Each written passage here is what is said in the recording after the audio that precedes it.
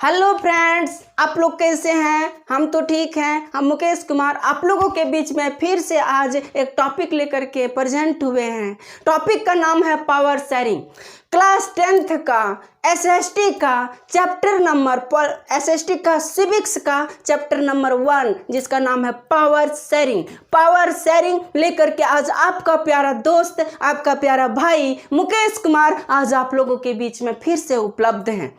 आज के लेक्चर में हम पावर शेयरिंग के बारे में पढ़ेंगे कि पावर शेयरिंग क्या होता है, क्या है पावर शेयरिंग, हम लोग कैसे पावर शेयरिंग करते हैं हमारे कंट्री में, चाहे कोई भी कंट्री में क्या है पावर शेयरिंग कैसे होता है, उसके बारे में हम लोग आज के लेक्चर में पढ़ेंगे। हम लोग जो ये चैप्टर है छोटा छोटा टॉपिक करके पढ़ेंगे ताकि अच्छा से समझ जाएं, क्योंकि ये चैप्टर जो है पावर शेयरिंग बहुत इंपॉर्टेंट चैप्टर है। एग्जाम में इस चैप्टर से भर के क्वेश्चन पूछा जाता है, इसलिए हम लोग उसको क्वेश्चन को सॉल्व करने के लिए भी अच्छा से समझ लेंगे। रटने की जरूरत नहीं है, समझ लेंगे ताकि भर के लिख भी सकते हैं। बोर्ड जो एग्जामिनर है उससे भी हम लोग तेज फास्टली लिख सकते हैं। तो चलिए आज का सेशन स्टार्ट करते हैं। पावर शेयरिंग क्या? पावर शेयरिंग जो सिविक्स का फर्स्ट चैप्टर है। तो पावर शेयरिंग, हमारा इंडिया क्या है, एक डेमोक्रेटिक कंट्री है। तो कोई भी कंट्री में, किसी भी कंट्री में जो पावर का शेयरिंग किया जाता है, पावर मीन्स सत्ता, पावर मीन्स सत्ता जो सत्ता का शेयर किया जाता है एक से दूसरे में, यानी उसका जो पावर होता है उसका डिवीजन किया जाता है एक स्तर से दूसरे स्तर में, तो उसको हम लोग पावर शेयरिंग कहते हैं। क्या कहते हैं? Power sharing. हमारा इंडिया, मान लेते हैं हमारा इंडिया में जो पावर शेयरिंग वो कैसे है, तो पहले हम लोग फेडरलिज्म के बारे में समझते हैं कि हमारा इंडिया थोड़ा सा फेडरलिज्म में क्या है कि हमारे इंडिया का जो हाईएस्ट चैप्टर वो क्या है, तो सेंट्रल गवर्नमेंट। उसके बाद क्या है, पावर को जो डिवीजन किया गया है उसमें स्टेट गवर्नमेंट। उसके बाद थर्ड में है हमारा लोकल गवर्नमेंट। फर्स्ट हो गया सेंट्रल गवर्नमेंट, सेकेंड हो गया स्टेट गवर्नमेंट और थर्ड कौन हो गया, तो लोकल गवर्नमेंट। यानी कुछ पावर जो है सेंट्रल गवर्नमेंट के पास है, कुछ पावर जो है स्टेट गवर्नमेंट के पास है और कुछ पावर जो है सो हमारे लोकल गवर्नमेंट के पास है। सेंट्रल गवर्नमेंट में हमारे कौन आता है, तो हमारे मोदी जी। कौन? हमारे मोदी जी, इतना बड़ा दाढ़ी बढ़ा करके हमारे प्रधानमंत्री के रूप में बैठा हुआ, कहाँ? दिल्ली में। वो मोदी जी सेंट्रल गवर्नमेंट के अंतर्गत आता है। वह जो है सो पूरी कंट्री को रूल करता है। और हमारे स्टेट गवर्नमेंट के अंतर्गत कौन आता है, तो स्टेट जो चीफ मिनिस्टर होता है, जैसे झारखंड का चीफ मिनिस्टर हो गया हेमंत सोरेन, तो हेमंत सोरेन हो गया। यूपी का चीफ मिनिस्टर हो गया योगी आदित्यनाथ, तो आदित्यनाथ हो गया स्टेट गवर्नमेंट। और लोकल गवर्नमेंट में जो हमारे पंचायत स्तर पर जो मुखिया होते हैं, कौन? मुखिया, तो लोकल गवर्नमेंट है। That means हम कह सकते हैं जो हमारे कंट्री में पावर का जो शेयरिंग किया गया है first stage, second stage, third stage में किया गया है। तो उसी प्रकार जब लॉ बनता है, कोई भी तरह का लॉ बनता है, तो उस लॉ को भी पालन करने के लिए, उसको लागू करने के लिए और उसका न्याय करने के लिए भी हमारे कंट्री में 3 टायर्स बना हुआ, 3 टायर्स। वो कौन कौन है? तो पहला है लेजिस्लेचर। क्या है? लेजिस्लेशन। दूसरा क्या है? एग्जीक्यूटिव। दूसरा क्या है? तो एग्जीक्यूटिव। और तीसरा है क्या? जुडिशियरी। तीसरा जुडिशियरी। पहला लेजिस्लेचर, दूसरा एग्जीक्यूटिव और तीसरा जुडिशियरी। अब हम लोग समझते हैं इन तीनों का कार्य क्या क्या है। लेजिस्लेचर, एग्जीक्यूटिव और जुडिशियरी का क्या क्या कार्य है। तो लेजिस्लेचर का हिंदी ही होता है विधायिका। हिंदी भी समझना बहुत जरूरी है, क्योंकि कई सारा अर्थ जो है सो हिंदी से हम उसको समझ सकते हैं, तो पहला लेजिस्लेचर हम ब्लैक बोर्ड में नहीं लिख सकते क्योंकि हमारे पास उतना स्पेस नहीं है। दोनों तरफ देखिए, मैं पहले से ऑलरेडी छाप करके बैठे हुए हैं, तो इसके पास ज़्यादा स्पेस नहीं है, इसलिए हम ब्लैक बोर्ड में नहीं लिख सकते। तो हम समझा देते हैं, आप समझ जाएंगे। आप लोग टैलेंट है, हम लोग भी टैलेंट है ना, तो समझा देते हैं। तो पहला हो गया लेजिस्लेचर, दूसरा हो गया एग्जीक्यूटिव और तीसरा कौन हो गया, तो जुडिशियरी। अब लेजिस्लेचर मतलब हिंदी होता है विधायिका। लेजिस्लेचर का हिंदी क्या होता है, तो विधायिका। और दूसरा कौन है, दूसरा एग्जीक्यूटिव, एग्जीक्यूटिव का हिंदी क्या होता है? कार्यपालिका, कार्यपालिका, कार्यपालिका। और तीसरा होता है क्या क्या? तो जुडिशियरी, जुडिशियरी, जुडिशियरी मतलब न्यायपालिका, न्याय करता है वो न्यायपालिका। अब हम तीनों का कार्य समझते हैं, तीनों का वर्क समझते हैं कि क्या क्या वर्क है इन तीनों का। तो लेजिस्लेचर क्या करता है? तो लेजिस मतलब विधायक का, विधि का निर्माण करता है। विधि मतलब लॉ यानी रूल। कोई भी रूल यदि बनता है, कोई भी लॉ यदि बनता है, कोई भी एक्ट यदि बनता है, तो उसको निर्माण करने का, उसको बनाने का अधिकार किसको है? तो लेजिस्लेचर को। हमारे कंट्री में लेजिस्लेचर है, विधायक का, जो क्या करता है? तो कानून को बनाने का काम करता है, कोई लॉ को बनाने का काम करता है। और यदि लॉ में कुछ खराबी है, लॉ अच्छा से फॉलो नहीं हो रहा है, तो उसको हटाने का भी काम कौन करता है? तो यही लेजिस्लेचर उस लॉ को हटाने का भी काम करता है। और यदि लॉ में कुछ रिफॉर्म करने की जरूरत हो, कुछ सुधार करने की जरूरत हो, तो उसमें रिफॉर्म करने का भी काम कौन करता है? तो यही लेजिस्लेचर। तो लेजिस्लेचर का 3 कार्य क्या हो गया? 3 वर्क क्या हो गया? 3 वर्क। तो पहला हो गया कानून बनाना यानी लॉ को बनाना।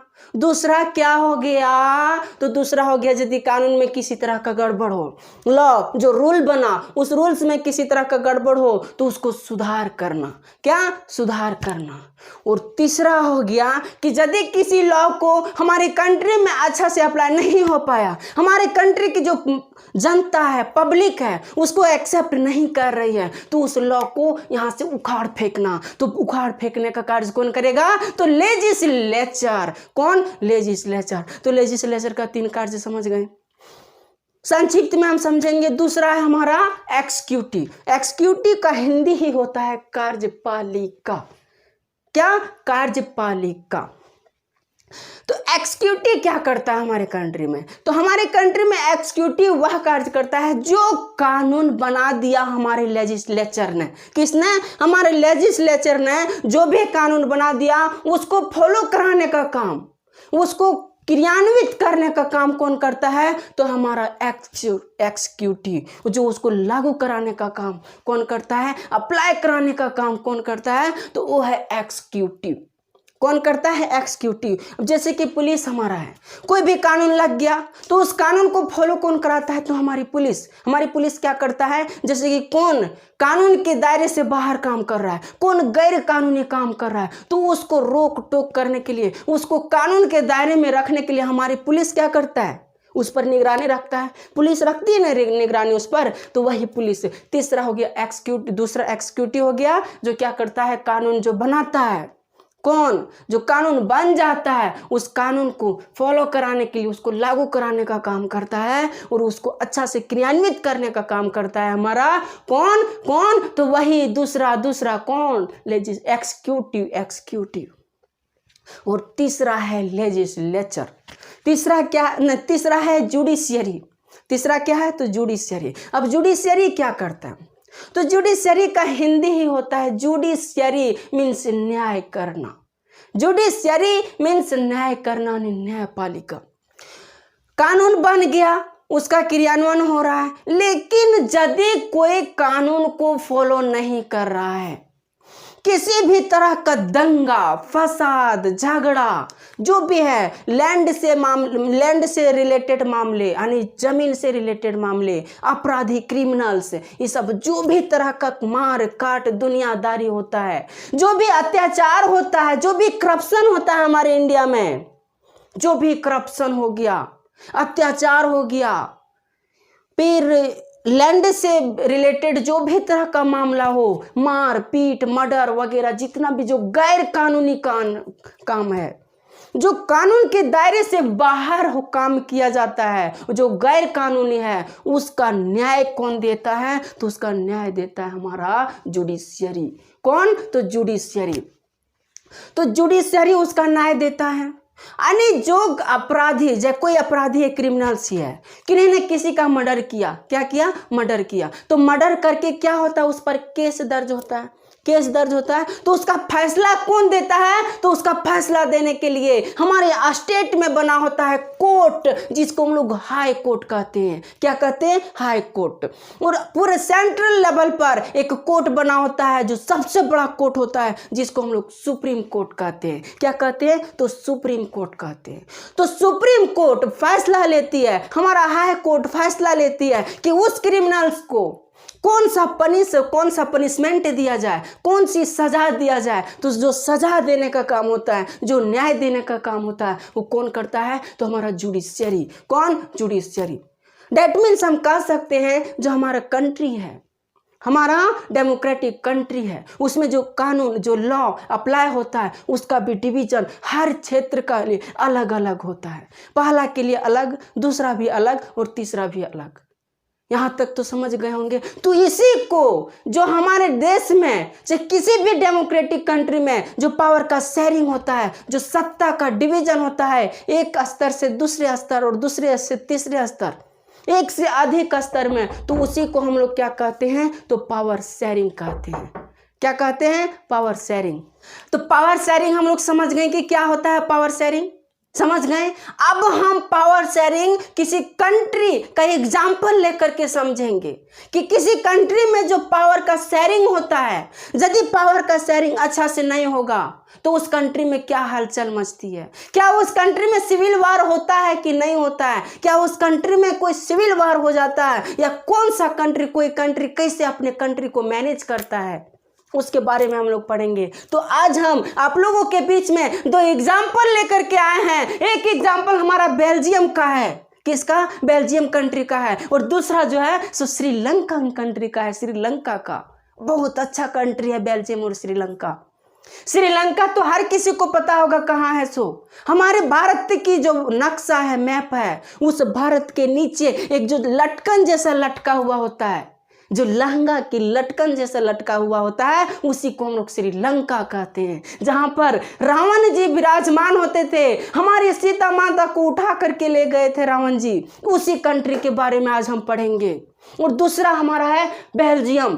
कौन? बेल्जियम। तो बेल्जियम बहुत अच्छा कंट्री है। कैसे अच्छा है? कैसे इन्होंने अपने पावर का शेयर किया और कैसे अपने आप को सिविल वार होने से कैसे बचा लिया, इस कंट्री के माध्यम से हम लोग पढ़ेंगे बेल्जियम में। तो सबसे पहले समझेंगे कि बेल्जियम में कितने डाइवर्सिटी के लोग रहते थे। बेल्जियम में कितने डाइवर्सिटी, कितने रिलीजियन के लोग रहते थे, वो हम समझेंगे। कितने लिंग्विस्टिक के लोग रहते थे। और श्रीलंकन में भी समझेंगे हम लोग कि कितने डाइवर्सिटी, कितने रिलीजियन के लोग रहते थे। और क्या कौन सा कंट्री जो है सो पावर शेयरिंग में अच्छा से अपना रोल निभा पाया और सिविल वार को होने से रोक लिया। इन दोनों के बारे में आज हम विस्तार से समझेंगे। तो सबसे पहले हम स्टार्ट करते हैं किसका? तो बेल्जियम का। किसका? तो बेल्जियम का। तो बेल्जियम के बारे में एक छोटा इंट्रो दे देते हैं हम आप लोगों को, जो आपके बुक में भी मेंशन्ड है। बेल्जियम जो है सो यूरोप का एक कंट्री है। किसका? यूरोप का। बहुत छोटा कंट्री है, बिल्कुल हमारा स्टेट। कौन? हरियाणा। हरियाणा जितना बड़ा स्टेट है, लगभग ऑलमोस्ट उतना ही बड़ा एक कंट्री है जिसका नाम है बेल्जियम। क्या? बेल्जियम। तो बेल्जियम में जो है, यहाँ की आबादी हमारी हरियाणा की आबादी का आधा है। यानी हरियाणा में 2 करोड़ पॉपुलेशन पाया जाता है। कितना? 2 करोड़। लेकिन बेल्जियम में जो है सो इसका आधा, हाफ, कितना? तो 1 करोड़ पाया जाता है। कितना पॉपुलेशन? तो 1 करोड़। दैट मीन्स हम कह सकते हैं एक कंट्री होने के बावजूद हमारा एक स्टेट से भी कम पॉपुलेशन है बेल्जियम में, है ना? एक स्टेट से भी कम पॉपुलेशन है। तो बेल्जियम का जो स्ट्रक्चर है, उसका जो एरिया है, हमारे हरियाणा के लगभग है। हमारा जो हरियाणा है उससे। तो बेल्जियम में जो रहा करते थे, मेन रूप से 2 लोग रहा करते थे, 2 डाइवर्सिटी के लोग। कौन कौन? तो पहला थे हमारा फ्रेंच लोग और दूसरा हमारा डच लोग। लैंग्वेज के बेस पर यदि बोला जाए तो फ्रेंच लोग और डच लोग मेनली 2 तरह के लैंग्वेज बोलने वाले लोग रहा करते थे। पहला हो गया फ्रेंच और दूसरा डच। पहला फ्रेंच, दूसरा डच। तो ऊपर जो ये दिखाया गया है ब्लू कलर से, तो ये है हमारा फ्रेंच बोलने वाले लोग। कौन? तो फ्रेंच बोलने वाले लोग। और ऊपर का जो ये दिखाया गया है, इस एरिया को हम लोग क्या कहते हैं, ओलेनिया। क्या, इस एरिया का नाम है ओलेनिया। देखिए ओलेनिया लिखा हुआ, ये हमारा बेल्जियम है। बेल्जियम के ऊपर जो है, जो कंट्री ब्लू कलर से दिखाया गया है, उसका नाम है ओलोनिया। और वोलेनिया में फ्रेंच बोला जाता था। कैसा, तो फ्रेंच बोला जाता था। और यहाँ फ्रेंच की संख्या कितनी है, तो 40%, 40%। और 59% जो है, कितना, 59% वो हमारा डच बोलने वाले लोग थे। कौन से, तो डच बोलने वाले लोग। तो जो ओलेनिया में रहा करते थे उसको हम लोग फ्रेंच लैंग्वेज बोला करते थे। और जो डच में, इधर फ्लेमिश में जो रहा करते थे, कहाँ, फ्लेमिश में। ये हो गया नीचे जो रेड कलर से दिखाया गया है मैप में, देखिए जो रेड कलर से दिखाया गया, ये कौन है, तो फ्लेमिश। और फ्लेमिश के रहने वाले लोग क्या बोलते थे, तो डच बोलते थे। दैट मीन्स हम कह सकते हैं कि बेल्जियम एक कंट्री है। इस कंट्री में दो लोग मैनली रहा करते थे, दो लैंग्वेज बोलने वाले। पहला हो गया डच।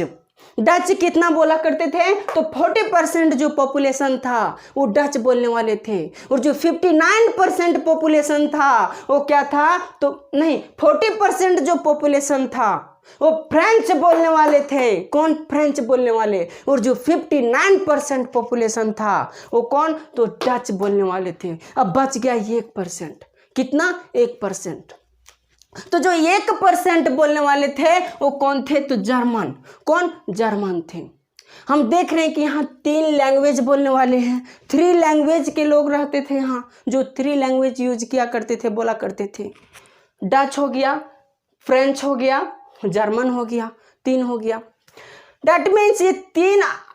अब हम बात करते हैं कि उसके जो कैपिटल थे, कौन, ब्रुसेल्स। बीच में इसका कैपिटल है एक ब्रुसेल्स। देखिए मैप में दिखाया गया है। कैपिटल्स क्या है, कैपिटल्स, ब्रुसेल्स। अभी इस ब्रुसेल्स में भी 2 लैंग्वेज बोलने वाले लोग थे। कौन कौन थे दोनों, तो पहला फ्रेंच थे और दूसरा कौन थे, तो डच थे।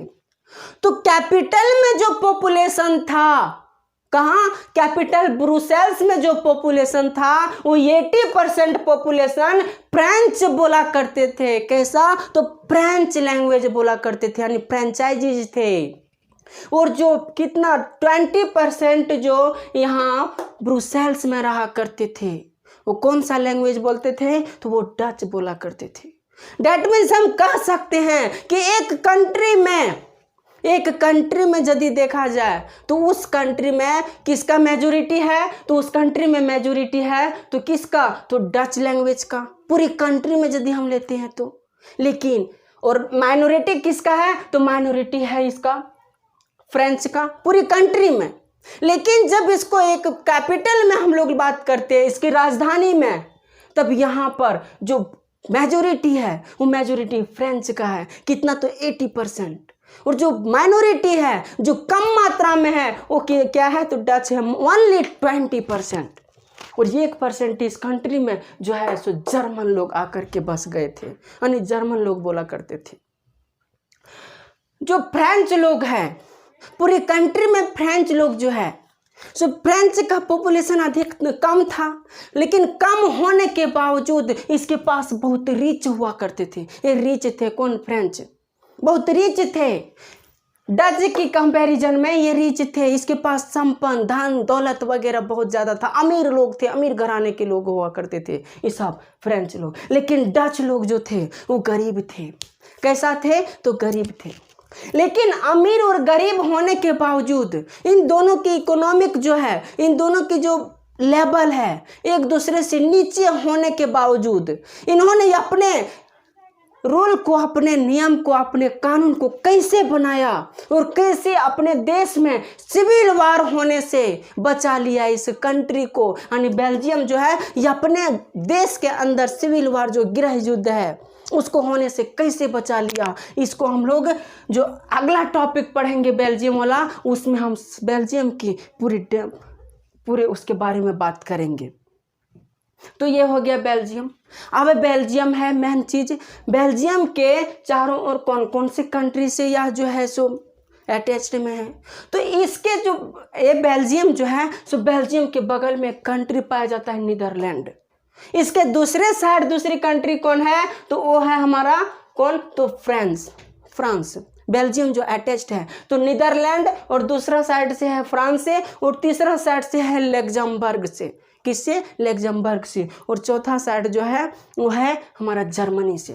तो बेल्जियम 4 देशों से घिरा हुआ है। एक बीच में एक कंट्री है, छोटा सा कंट्री जो हमारे हरियाणा के स्टेट इतना बड़ा है ना। तो ये हमारे बेल्जियम की बात हुई और ये 1% जर्मन थे।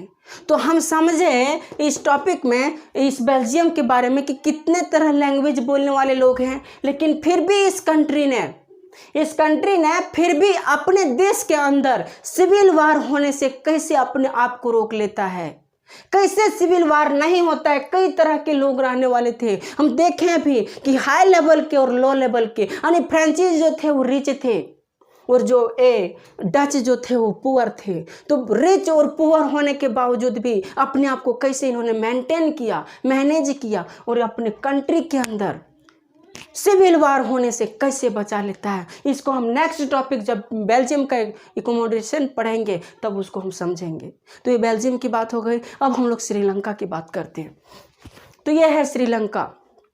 मैप देख लीजिए, स्क्रीनशॉट लेना चाहते हैं तो स्क्रीनशॉट ले सकते हैं। यह है श्रीलंका। बेल्जियम समझ गए, आप श्रीलंका। तो श्रीलंका में भी मेनली 2 तरह के लैंग्वेज बोलने वाले लोग रहते थे। कितना? तो 2 तरह के। पहला हो गया जो श्रीलंका में जो सबसे अधिक पाया जाता था मेजोरिटी में, वो 47% जो पाया जाता था वो सिन्हाला लोग थे। कौन थे? तो सिन्हाला लोग थे। 47% जो रेड कलर से दिखाया गया है मैप में, ये हमारा सिन्हाला लोग हैं। सिन्हाला लैंग्वेज को बोला करते थे और 47% है। ये जो है सो अपने आप को बुद्धिस्ट मानते थे और ये सब बुद्धिस्ट धर्म को मानते थे। कौन से धर्म को? बौद्ध धर्म को मानते थे। और दूसरा हो गया जो 47 कितना बच गया? 18% बच गया। और 18% में भी यहाँ 2 लोग रहा करते थे। कौन थे? तमिल लोग रहा करते थे 18% में। अब तमिल भी 2 तरह के तमिल थे। पहला हो गया इंडियन तमिल और दूसरा हो गया श्रीलंकन तमिल। तो जब इंडिया में गरीबी छा गई थी तो इंडिया के लोग कई सारे मजदूर जो है काम करने के लिए श्रीलंका चले गए थे। कहाँ? ये इंडिया जो है सो तमिलनाडु से लगा हुआ है। जो श्रीलंका है वो तमिलनाडु से लगा हुआ है। यहाँ तो तमिलनाडु है, तमिलनाडु से श्रीलंका लगा हुआ है। तो ये तमिलनाडु का कई सारा पर्सन मजदूर जो है सो कहाँ चले गए? तो श्रीलंका चले गए। और जब श्रीलंका चले गए तो यहीं पर आकर के बस गए, वहीं अपना निवास बना लिया। तो वहीं निवास बना लिया तो वो श्रीलंकन हो गया। कहाँ के? तो श्रीलंकन। लेकिन ये तो तमिल है।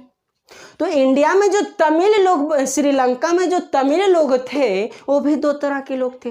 एक जो इंडिया से आए थे वो तमिल थे और दूसरा जो श्रीलंका में पहले से थे वो तमिल थे।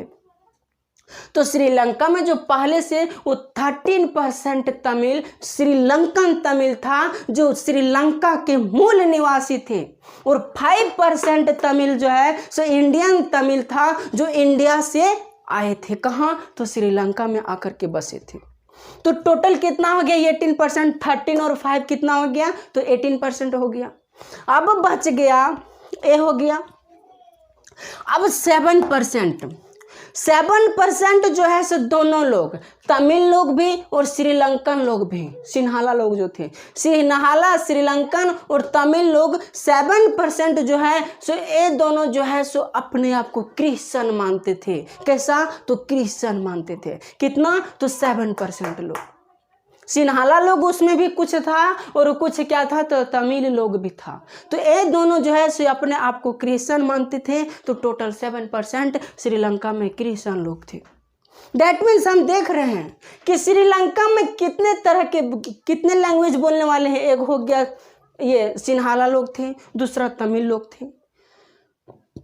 लेकिन श्रीलंका में जो मेजोरिटी है, मेजोरिटी किसका है? तो सिन्हाला का। सिन्हाला कितना है? तो 47% है, नहीं 74%। कितना? 74% है।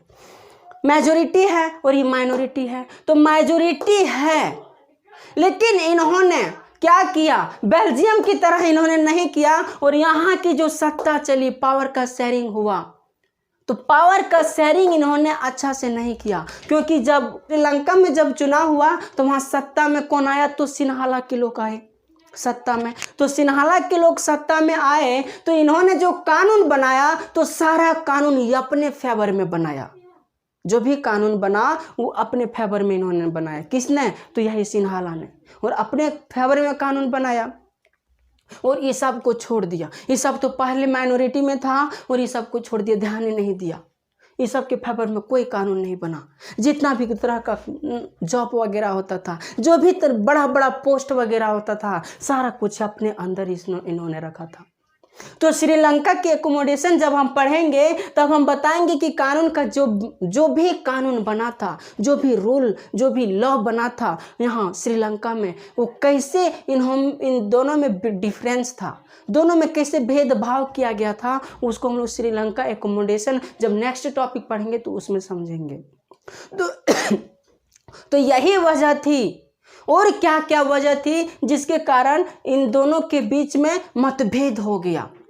किसके बीच में, सिन्हाला के लोग बीच में और तमिल लोगों के बीच में। जब इन दोनों के बीच में मतभेद हो गया तो श्रीलंका में सिविल वार हो गया। हम लोग पढ़ेंगे सिविल वार कैसे हुआ श्रीलंका में। तो श्रीलंका में सिविल वार हो गया और इन्होंने अपने आप को नहीं बचा पाया। किसने, श्रीलंका ने सिविल वार होने से नहीं बचा पाया। दैट मीन्स हम कह सकते हैं, इन दोनों एग्जाम्पल से हम समझ सकते हैं कि एक कंट्री जो है सो कई सारा लैंग्वेजेस बोलने वाले लोग थे और दूसरा कंट्री में भी कई सारे लैंग्वेजेस बोलने वाले लोग थे। लेकिन एक कंट्री, ये बेल्जियम जो है, ये अपने आप को कैसे संभाल लेता है सिविल वार होने से, उसको हम समझेंगे। और अपने कंट्री के अंदर जो भी पब्लिक है, जो भी जनता है, उसका कैसे अच्छा से ध्यान, यानी दोनों में इक्वालिटी कैसे रखता है, उसको हम लोग समझेंगे नेक्स्ट टॉपिक में। और सिन्हाला में, श्रीलंका में अपने आप को कैसे नहीं मैनेज कर पाता है, इन दोनों में कैसे मतभेद हो जाता है, किसी को कम तो किसी को ज़्यादा कैसे मिल जाता है, इसको भी हम लोग नेक्स्ट टॉपिक जब श्रीलंकन एकोमोडेशन पढ़ेंगे तब बताएंगे। और इसको भी बेल्जियम एकोमोडेशन जब पढ़ेंगे उस टाइम बताएंगे। तो चलिए आज का सेशन हम यहीं पर एंड करते हैं। और यदि हम लोगों की मेहनत आप लोगों को पसंद आती होगी तो आप अपना रिस्पॉन्स सब्सक्राइब करके शेयर करके ज़रूर दीजिएगा। Thank you very much.